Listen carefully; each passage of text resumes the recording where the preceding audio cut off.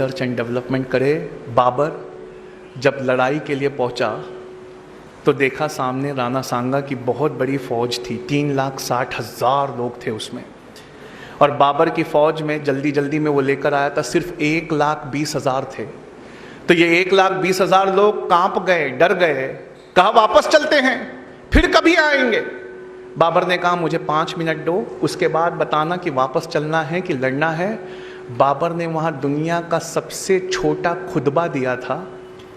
मैं आपके सामने वो खुतबा देने जा रहा हूँ। दुनिया की सबसे छोटी स्पीच दी थी। अगर आप समझ गए, ऐसा मेरे IAS के बच्चे दिल्ली में करते हैं, वो ये 4 लाइन लिख कर जहाँ बैठ कर टेबल पे पढ़ते हैं उसके सामने चिपका देते हैं।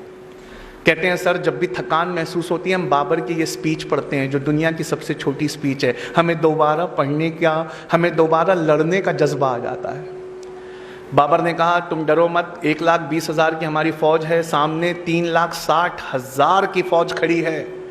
तो बाबर ने कहा ये जिंदगी मौत की अमानत है और मशहूर और कामयाब होना ये हमारी अमानत है।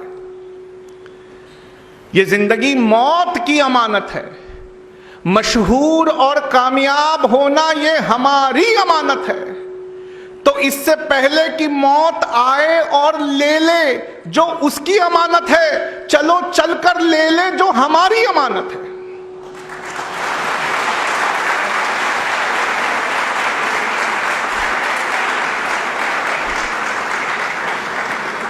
इससे पहले कि मौत आए और ले ले जो उसकी अमानत है, चलो हम चल कर ले ले जो हमारी अमानत है।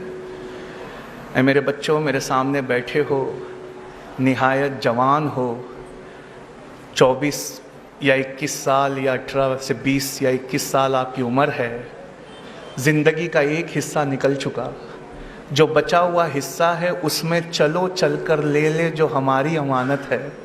मशहूर और कामयाब होना हमारी अमानत है, जबकि ये जिस्म ये मौत की अमानत है। इससे पहले वो आए, चलो ले लें जो हमारी अमानत है।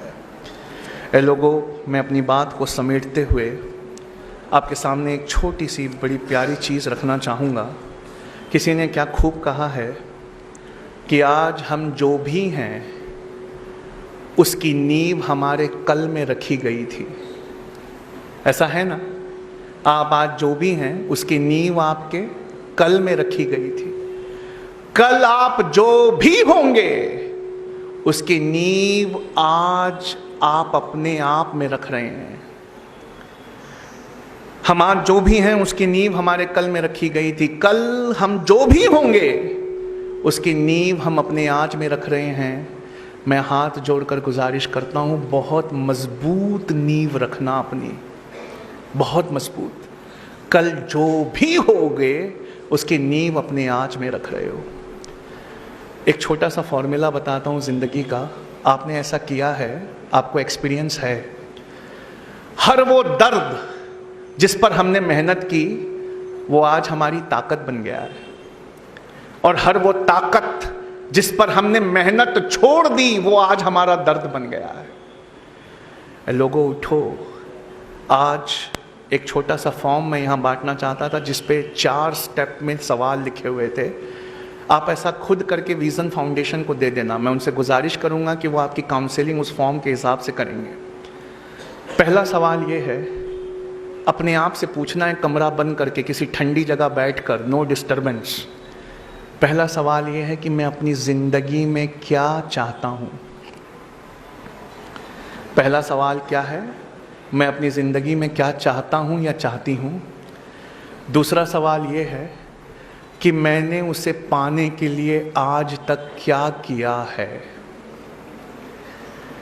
आप समझ रहे हैं मेरी बात? दूसरा सवाल है, मैंने उसे पाने के लिए आज तक क्या किया है। प्लीज़ इन सवालों को अवॉइड मत करना।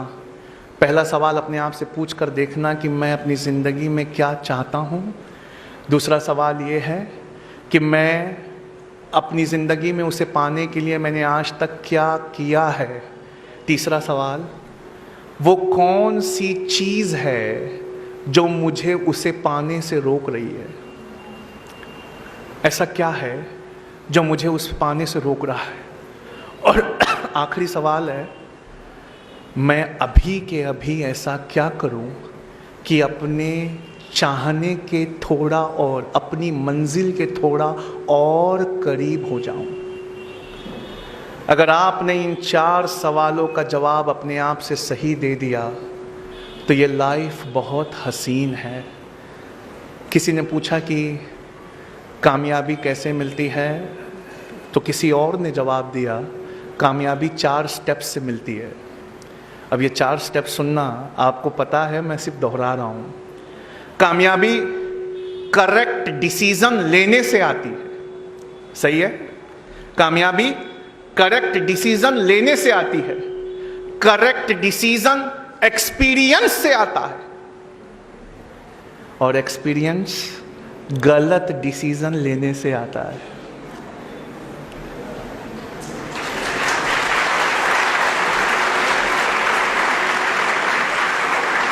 कामयाबी करेक्ट डिसीजन लेने से मिलती है, करेक्ट डिसीजन एक्सपीरियंस से आता है, और एक्सपीरियंस हमेशा गलत डिसीजन लेने से मिलता है। उठो, डिसीजन लेकर तो देखो, गलत हुआ तो एक्सपीरियंस आएगा, अगर सही हुआ तो कामयाबी आएगी। मैं आपसे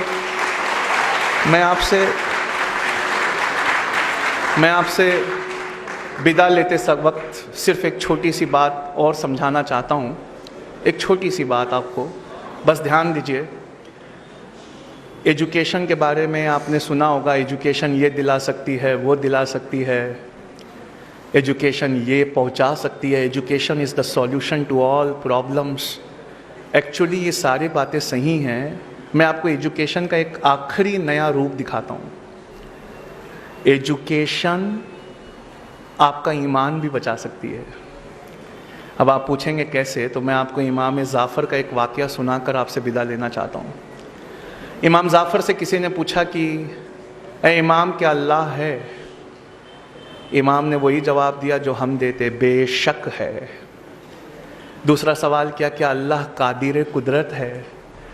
इमाम ने जवाब दिया, हाँ वो कादिर कुदरत है। तीसरा सवाल किया, क्या अल्लाह दुनिया की हर चीज़ पे कुदरत रखता है?